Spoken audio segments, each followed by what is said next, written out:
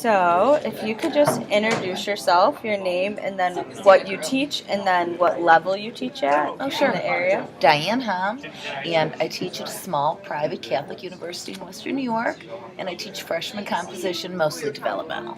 Okay.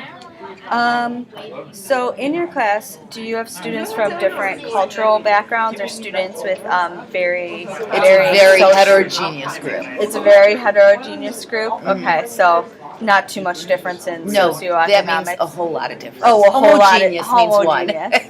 You got it. Sorry. That's okay. Mixing up my. So you have a lot of different cultural backgrounds and different socioeconomic statuses in your Betcha. classroom. Mhm. Okay.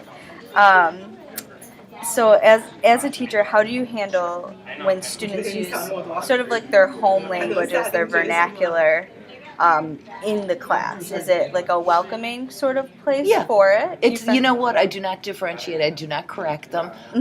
When we're writing academically, I will say that's not appropriate for your readers. Okay. And I explain why, and we Yeah. talk about it. That's sort of like the next question. So in their work, you sort of say maybe like this isn't appropriate for you Yeah, to we talk express your about it. voice, and then maybe in some other genres. That's why we were talking about yo dog today. Oh, okay. Because and one of the kids said like yo dog, and I said right, which would be great when you're writing for other students. But if you're writing for the president of the university, you will not go far. Yeah. Yeah. So you sort of teach them when it's appropriate. Tone. Okay. It's about tone and choice. Okay.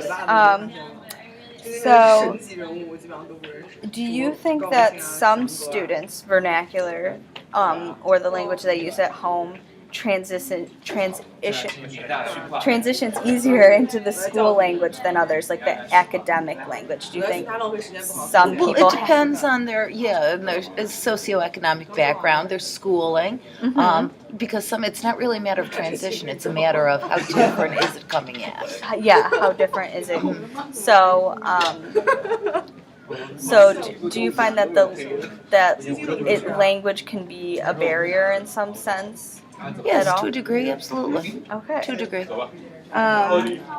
Do you think your students notice that if they come in, say, from maybe like a low socioeconomic status background, and they come in to a classroom that uses a lot of academic language? Do you think that it is something that they notice that they have to work at, or you think it comes naturally?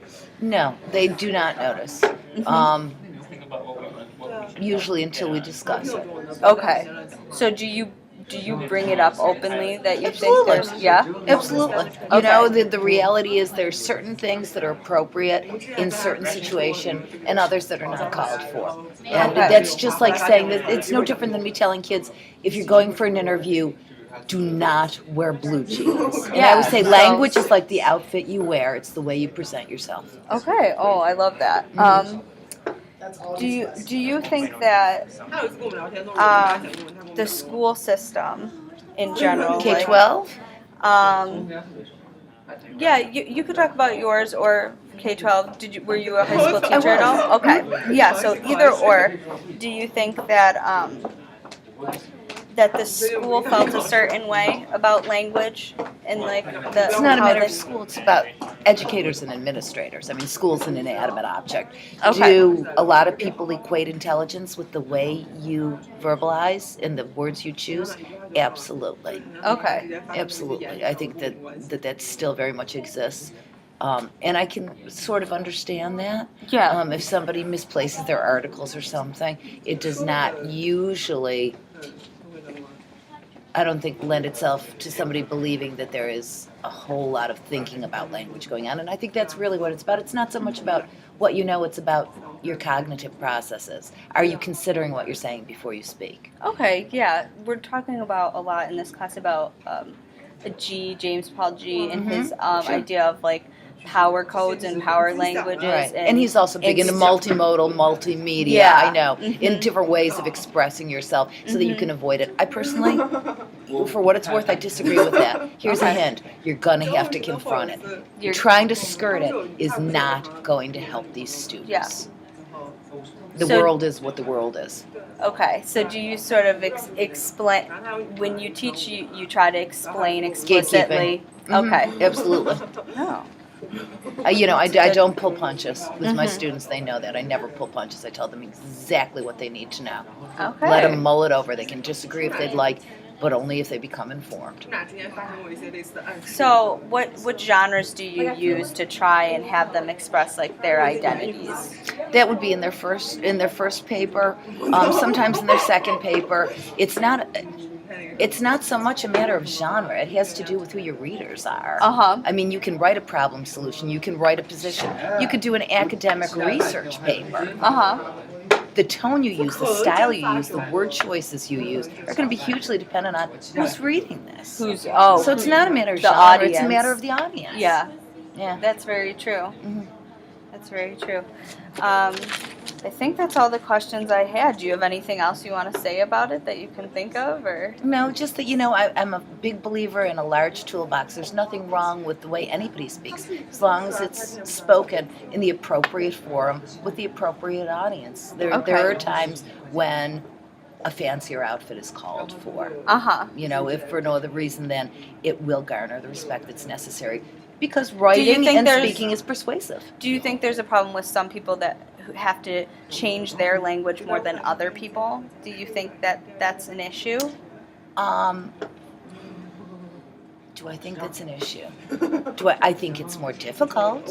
Just like my dad came from Italy. Did he have to adapt? Absolutely.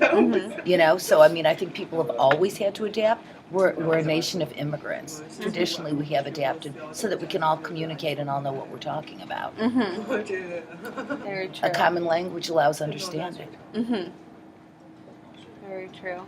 And that's sort of what I thought about academic language. Like, there's a lot of ways to look at it, but in a sense, there is sort of a common way to approach. Do we call it academic or do we call it standardized English? Standard, yeah. They've gotten away from the fact that this is considered standard English. Yeah. By academic, do we mean we use it in literate circles? Do we use it in neighborhoods as well? Absolutely, not in all.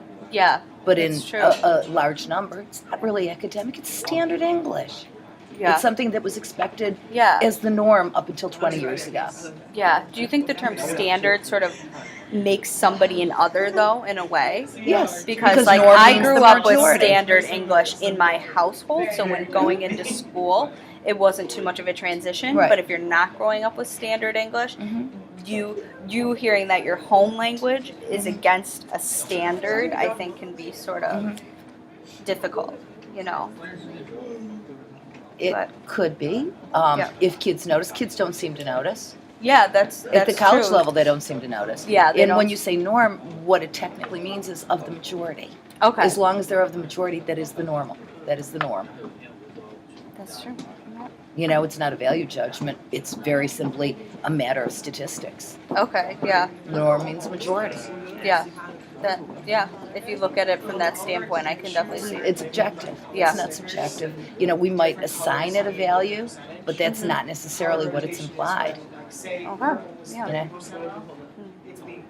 All right. Well, thank you so much for your You are so input. welcome. And I'm really glad that you decided to do this interview for my class. Anytime, sweetie. All right. Okay. All right. Thank you.